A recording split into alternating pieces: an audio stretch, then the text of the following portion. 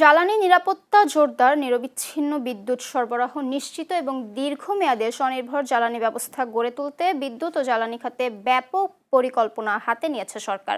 2026-27 অর্থ বছরের প্রস্তাবিত বাজেটে এ খাতে 17,345 কোটি টাকা বরাদ্দের প্রস্তাব করা হয়েছে।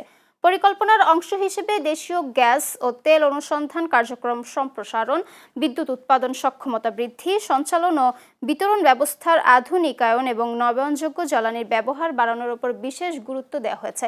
সরকার 2030 সালের মধ্যে বিদ্যুৎ উৎপাদন সক্ষমতা 35,000 মেগাওয়াটে উন্নীত করার লক্ষ্য নির্ধারণ করেছে।